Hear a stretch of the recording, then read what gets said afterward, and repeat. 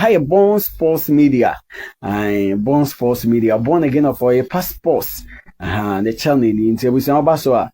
Na wabomode na efi wa subscribe na efi wa share na wa like page na wa ma wunian so enye bi nso etumi so ahwe yen konsem no so edu sabri ya efi sem no latest no ye de eba ansampo kra na amano den sem no yetimi e de atoa so ne ehya ase emfem free kumase krobia mbetembes kafo kotoko omaso eye ana ye koi enche bia ana kumase asante kodoko eje MTN FA Cup a me no kase kotoko etimi a qualifier nyame ya aduma next season eye CAF Confederations Cup no kumase asante kodoko ebesi akan na sei teams na eboabo mo ho omo mbekọ Africa omo mbe try so mbe compete next season e wo Ghana Premier League no enti transfers ni mu ayehye na big me na wo kase kumase asante kodoko any baby any goal stars e di nkomo oma brand your friend say Charles Gyemfi Kamara me na wo kase Kotoko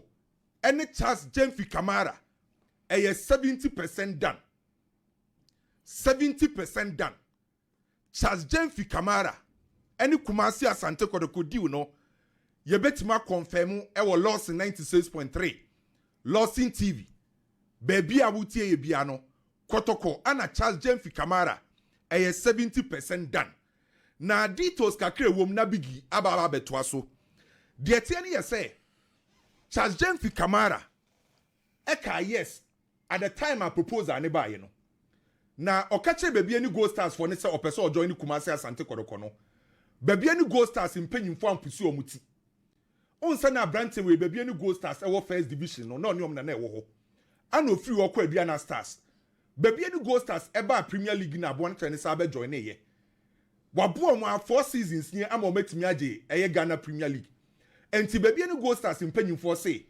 omo mpese ombesi ne kwan enti se boy na gya tum say obejo ni Kumasi Asante Kotoko a omo ni problem na big baby a yedru sesi ame na okase no Charles Gyemfi Kamara ni Kumasi Asante Kotoko ayes kasem baby edru no omadru the financial aspect of the contract initially Charles Gyemfi Kamara contract ebewu busumi wi na ni parents and handle no so ni maame ne papa mo ene Kotoko twetwe nkomo say anka oba free ni de Kotoko nkotua ske bia mfama baby ni gold stars enti Kotoko empe kakra emfama ono Charles Gyemfi Kamara ana ne salary na oje no de Kotoko de man no almost the same de oje no baby ni gold stars enti Kotoko emfa kakra ensanka ne salary no ho ni mfie dudu obesan no omatimi ate ase initially na Kotoko epe 3 years ana Kamara susu pe 2 years but no makasa wie sese a case kasem boy no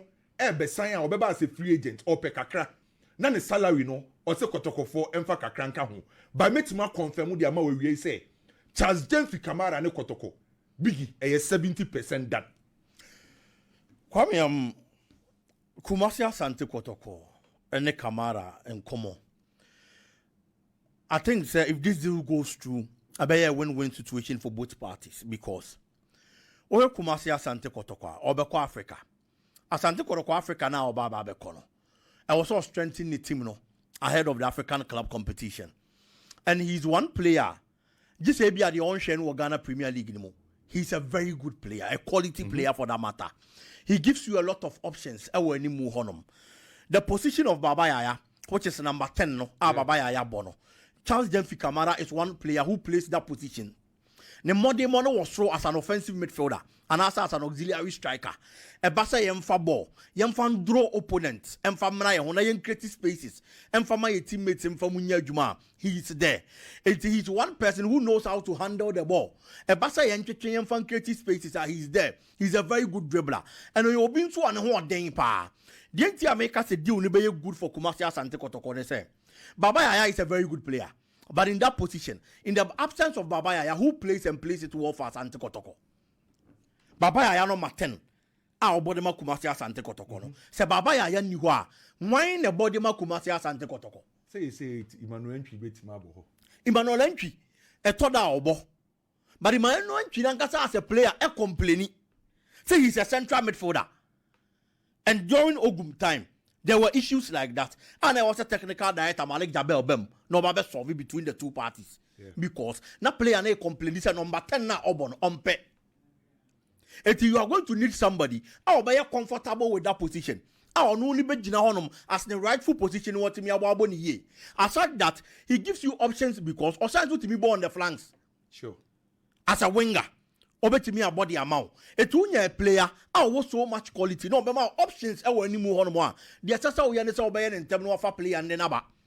And Charles Gyemfi Kamara needs no introduction to anybody that follows the Ghana Premier League. Okay. He is there. He's a good performer. And Bono he's a quality player. And I believe that it's going to be a very good deal for Asante Kotoko. And player Nankasa so many disrespected baby any goal stars. But se Kotoko kwa Africa. Na baby any goal stars kwa Africa. No mumi enu nyina mpo ball mo homodi ya ko mo ni mu a. Between the two teams, Baku wo din chain Baku wo history wa Africa chain Baku. Enti Baku betimi a project better than Baku. And until I make say me mu baby any goal stars enimtia. Debbie, but Asante Kotoko ni baby any goal stars. Eko jina Africa no mo bobo no mo perform ya. Ye ni dimba kwa chirentem. Kumasi Asante Kotoko. Eti boy na nkasa nso no. Emfa say baby any goal stars a qualifier or Kobo Champions League. The Asante Kotoko platform and the Asante Kotoko name. Ebe boane timi peja boy no. Enso de na durusuro. So mo ko Africa na nema kon kind manner. That is why I said it is going to be a win-win situation for the two parties. Eti Kumasi Asante Kotoko nye di obetimi bia no mfa brand ene famra because position na brand ene bono. Eye baba ya yape ene boss a position e de ma Asante Kotoko. And Kotoko also so flank no. There is a bit of a weakness and so honum because ubetimi anya Saka Dauda company English kaka and so hano Pitami do akwa honum. He's been a consistent performer, but then again aside these two other players then somebody more to say obviously about for buy no my the best of performance our flanks so yes Ogabo achi the same thing and Obebo kakama next time unhuno any other issues on so I so I believe that he's going to be a very good and a great addition to the Kumasi Asante Kotoko setup. Kwame. Me know ya dream chance Gyemfi Kamara de said your kind no hear any introduction e Ghana football. Debbie. Say obe join Kumasi Asante Kotoko no be she Kotoko jesi na. Really as you said, which I totally agree with you. Ebe boa Kotoko no kre pass our position no Kotoko hia obi oba be boa baba ya. Sure. At the same time Charles Gyemfi so everyone because Kotoko be projecting. So 70%. Most likely minim the best sadie by Charles Gyemfi Kamara ba be she Kumasi Asante Kotoko jesi na yenko PM the Continental Club Masters asoye Accra House of Folk. Big onim say enene nyame bo etina House of Folk ebuki medicals e the ama players ni bebre. Okay. Enene nyame bo etina House of Folk ebuki medicals e the ama players ni bebre omo pe omo. On say obi to say Emmanuel Sapon de ya beka anopei na be na inu ho no ho a ye medicals. Enti on de ye nka na asem bi mo be join house. Na se bibia nsesa enene nyam bo etina sa players we amebubo mu di om so ba koye medicals. Se bibia nsesa ene nyam bo etina players we koye medicals with Accra House of Folk. Na Oppong a no our Heart of Lions. Or say 11 goals at my Heart of Lions. Se bibia nsesa bigi na Oppong ene ananyambo etina oba koye medicals e di ama the Continental Club Masters. Unless se bibi fufro sesa by inhwehwemu ayaye no Mr. Delali Yanku ye MD e di ma Accra House of Folk ene omo head coach ene House of Folk impanyimfo ebuku medicals e di ama sa player yi enti na Oppong ene ananyambo etina oba koye medicals de otosumi enu enra Jonah Attuquaye kopie mu House of Folk office. Jonah Attuquaye ekopie mu House of Folk office. Ono so ena na anyambo etina obeye medicals with Accra House of Folk. Jonah Attuquaye se bibia nsesa enra na okopie mu House of Folk office ene omo kwahwetwe nkomo. Se bibia nsesa Jonah Attuquaye ebeye ne medicals ena na anyambo etina. Prince Owusu Kwabena anopei na owo amasamai. Anopei na Prince Owusu Kwabena na owo amasamai. Ano nya akobi every House of Folk say baby owo bia no onko PM e House of Folk office enkoye ne medicals enti na no pay na Prince Owusu Kwabena onya call from House of Folk or amasaman na no se ana call ne koye oma catch ne se onturu mi kan call House of Folk secretariat ana office na onkoye ne medicals enti biggie 3 players we Nana Oppong Jonah Attuquaye ana Prince Owusu Kwabena ene enkosi nyambo echina se bibia ansesa on be your medicals with Accra House of Folk mamintio Kwame Mama share from Nana Oppong. Nana Oppong performance for Heart of Lions this particular season hasn't been bad. As a striker. Now about Heart of Lions, near Ghana Premier League season we now to Michelle 11 solid goals at the Heart of Lions are clearly not just our modern one was wrong. Yeah. Because league year ye di home come. Top scorer how many goals no share? So me kind year Amankuna scored 15 goals. Our Ghana Premier League anymore. And this year among the best scorers and as top scorers will league anymore.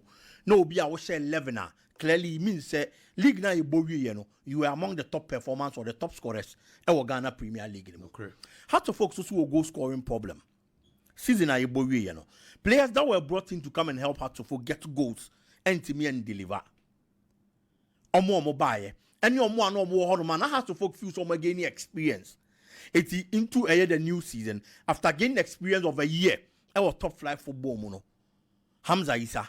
And can numbers on my in the previous season ever Kosro. Actually they win the just ended season no. And Kwanko yes and Fama had to folk. It was quite unfortunate. It had to folk still. And we say ni mu honomono. Problem wa honum because they no honoma no show mu goals. E wo bobo kunim. And no mu feel say you run new season into clearly.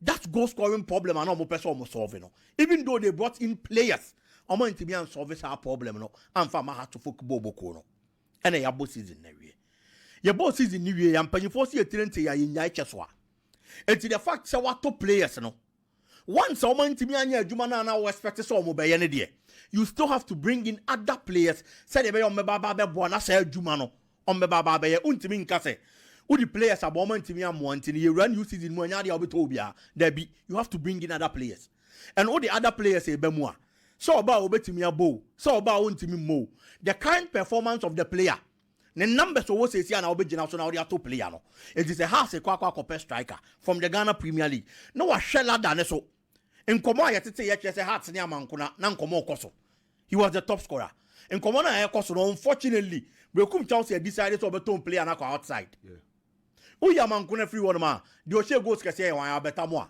how to folk discard dime akrampo ba wo nya no Kotoko Albetamu share 12. It is Asante Kotoko na then had to forget it was all ye. It was also league log and so. Say Ghana had a fast striker there. No for there at least Albetamu knew on more only wo. And Albetamu amount 12 goals. No Oppong 11 goals are clearly difference. Who decided say o kwa for no unyam from Swobia.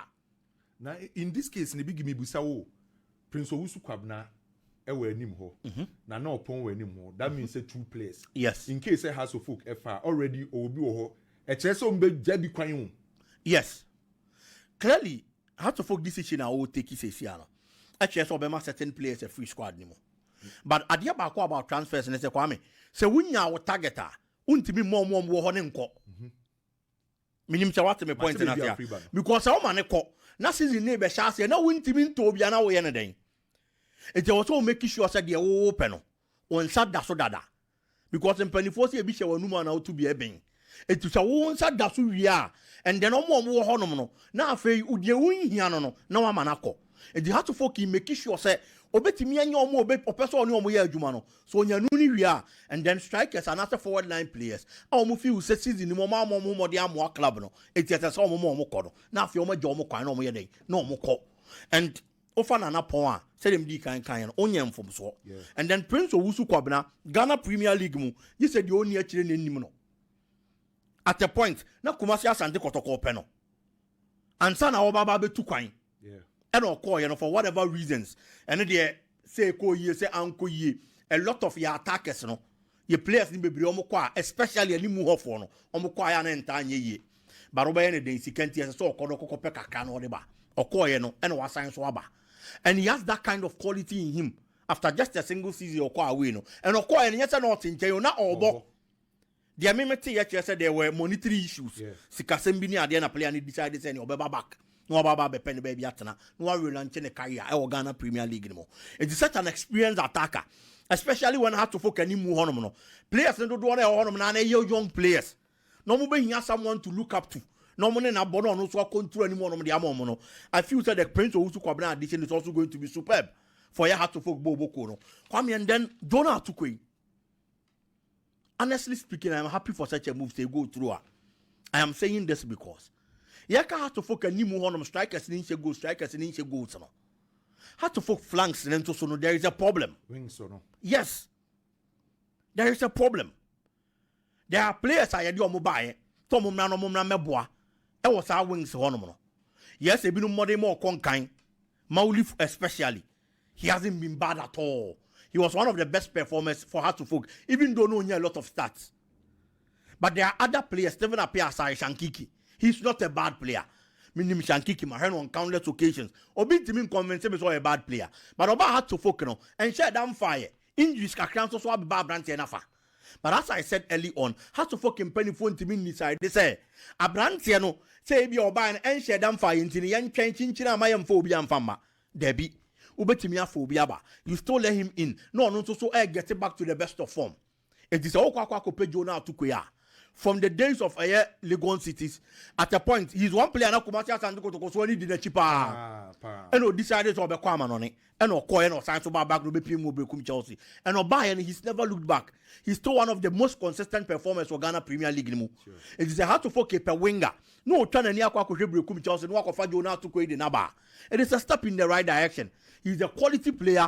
The Yanasa branch and about me a ball. Because most of the time we talk about these players based on the quality of more than the net. But I'm making move now. Sayane trimudo adaptation nko yi osaden a total performance and a conform. It I'm only hoping say Oba yes I move way to hard to focus no.